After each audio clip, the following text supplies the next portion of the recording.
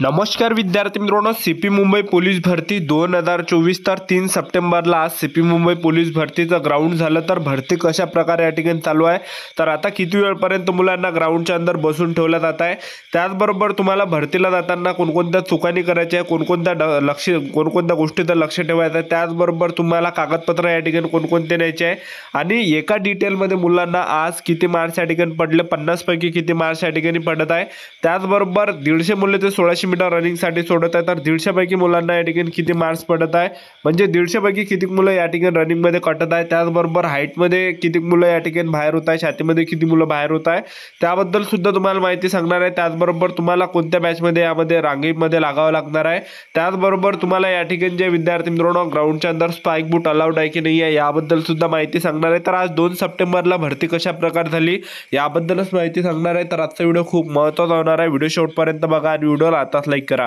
नमस्कार विद्यार्थी मित्रांनो, नोकरी लाईन मराठी यूट्यूब चॅनलवर तुमचं सर्वांचं सहर्ष स्वागत आहे।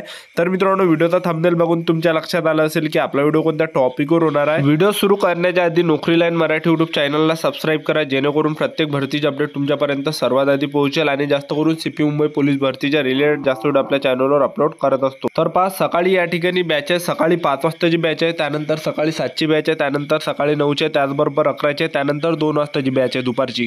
तर तुमचा जर रिपोर्टिंग टाइम आता येणाऱ्या दिवसामध्ये ज्यांचं सुद्धा ग्राउंड आहे तुमचं रिपोर्टिंग टाइम सकाळी 5चा असेल तर तुम्ही 4 वाजतापासून त्या ठिकाणी सकाळी रांगेमध्ये लागा, जेणेकरून लवकर तुमचं ग्राउंड होणार आहे, कारण की 4 वाजता सुद्धा जास्त गर्दी असते। ठीक आहे, त्याचबरोबर तुमचं जर समजा रिपोर्टिंग टाइम सकाळी 7, 9, 11चा असेल, ह्या 3 बॅचचे जर तुम्ही असेल तर सकाळी 5च्या बॅचमध्ये त्या ठिकाणी रांगेमध्ये लागू नका, कारण की सकाळी 5च्या बॅचमध्ये ते लागू देत नाही रांगेमध्ये। ठीक आहे, तर तुमचं जर ह्या टाईमचा जर बॅच असेल सकाळी 7चा, 9चा, 11चा, तर तुम्ही सकाळी 6 वाजता जा, जेणेकरून तुमचं ग्राउंड लवकर त्या ठिकाणी होणार आहे। ठीक आहे, आणि तुमचं ग्राउंड दुपारून असेल 2 वाजता, मस्त आरामाने तुम्ही 2 वाजता जा, मस्त तुमचं 4-5 वाजेपर्यंत तुमचं ग्राउंड त्या ठिकाणी होणार आहे। ठीक आहे, तुम्हाला जास्त वेळपर्यंत थांबून राहावं लागणार नाही। तर ज्यांचं दुपारून ग्राउंड आहे त्या मुलांना जास्त थांबून नाही राहावं लागत आहे, पण जे सकाळी 5ची बॅच आहे, त्याचबरोबर सकाळी 7ची बॅच आहे, 9ची आहे, 11ची आहे, तर या बॅचला जास्त वेळपर्यंत त्या ठिकाणी बसून ठेवलं जातं, म्हणजे 8-8 घंटे मुलांना बसून ठेवलं जात आहे। तर त्या ठिकाणी काय होतं विद्यार्थी मित्रांनो, बसू ग्राउंडच्या अंदर म्हणजे एवढं ते 4-5 ठिकाणी बसून ठेवते की 1-1 घंटा 2-2 घंटे मुलांना बसून ठेवतात। तर यामध्ये काय होतं की शरीरामध्ये मुलांच्या काहीच या ठिकाणी अन्न राहत नाही, तर शरीरामध्ये जर काही अन्न नसलं, काही नसलं, तर पहा विद्यार्थी मित्रांनो ग्राउंडचा परफॉर्मन्स आपला कसा काय जाणार आहे। तर फळ वगैरे तुम्ही ग्राउंडच्या अंदर घेऊन जा, हे जे तुम्ही हे बघू शकता, तुम्ही गेटच्या अंदर मुलांना घेताय, तर या ठिकाणी जे विद्यार्थी मित्रांनो तुम्हाला सांगतो की फळ वगैरे तुम्ही ग्राउंडच्या अंदर न्या, सफरचंद वगैरे झालं, केळं वगैरे झालं। ठीक आहे, तर हे सोबत ना तुम्ही, जेणेकरून जे विद्यार्थी मित्रांनो त्या ठिकाणी तेवढी शरीरामध्ये या ठिकाणी एनर्जी बरकरार राहणार आहे, कारण की 1600 मीटर रनिंग मार लागते, गोळा फेकाय 100 मीटर आहे, सर्व ताकदचं काम त्या ठिकाणी आहे।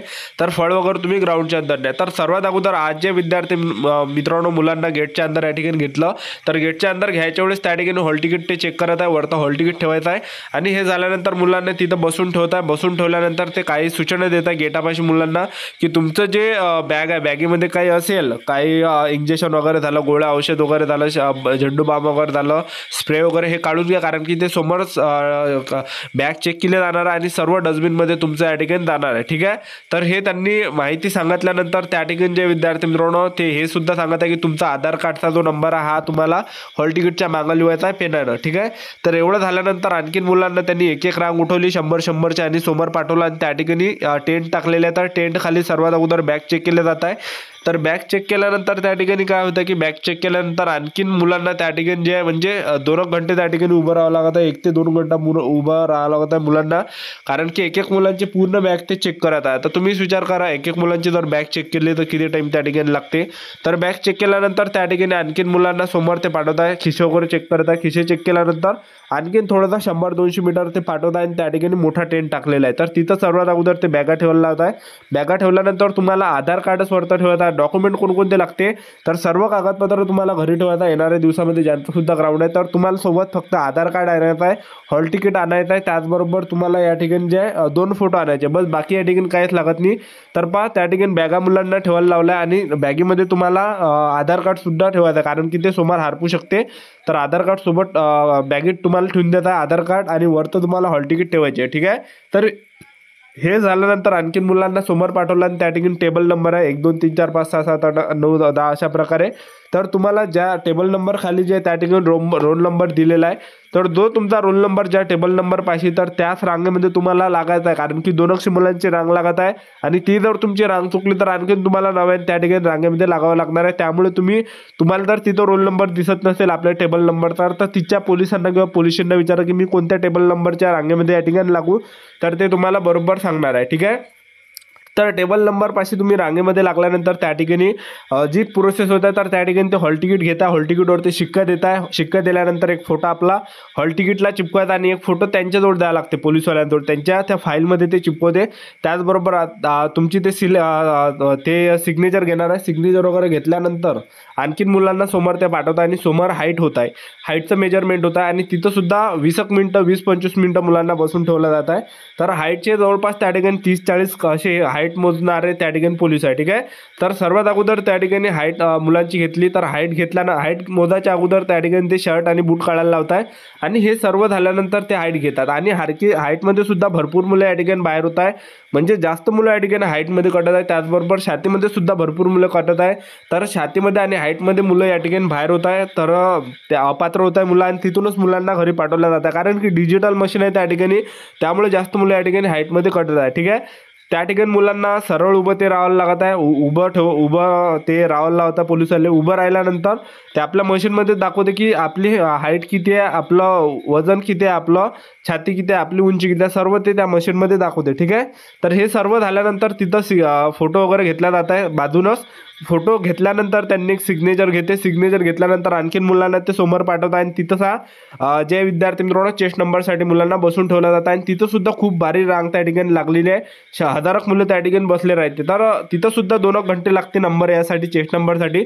तर हे झाल्यानंतर चेस्ट नंबर मुलांना त्या ठिकाणी दिला. चेस्ट नंबर दिल्यानंतर दोन्ही पायाच्या चिपा दिल्यानंतर त्या ठिकाणी हॉल तिकीट व्हेरिफिकेशनचा प्रोसेस होता. 2च मिनिटात ते हॉल तिकीट व्हेरिफिकेशन कॅम्प्युटरवर आणि हॉल तिकीट व्हेरिफिकेशन झाल्यानंतर दोन्ही पायाच्या चिपा ते स्कॅन करते, थंब घेते तुमचा, थंब घेतल्यानंतर तुमचा फोटो घेते आणि सिग्नेचर घेते आणि हे सर्व प्रोसेस झाल्यानंतर आणखी ते मुलांना समोर पाठवते आणि त्या ठिकाणी जे विद्यार्थी मित्रांनो एक डिटेल बनत आहे, माईकमध्ये तुमचं नाव घेणार आहे आणि ते डिटेल एक 50 मुलांची डिटेल बनत आहे आणि त्या ठिकाणी ते इव्हेंटसाठी नेत आहे. तर पहिला जो इव्हेंट या ठिकाणी होता तर मी तुम्हाला सांगतो, पहिला इव्हेंट ते 100 मीटर घेत आहे.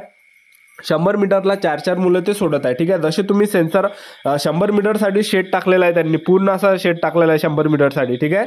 तर 100 मीटर जे हे सिंथेटिक ग्राउंडवरच आहे. ठीक आहे.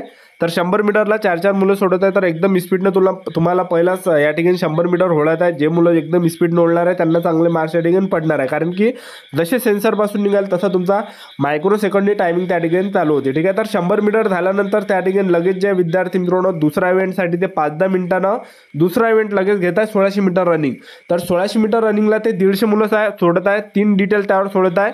पहिली डिटेल सोडत आहे 2-2 मुलं. पहिली डिटेल झाल्यानंतर दुसरी डिटेल झाल्यानंतर तिसरी डिटेल 2-2 मुलं.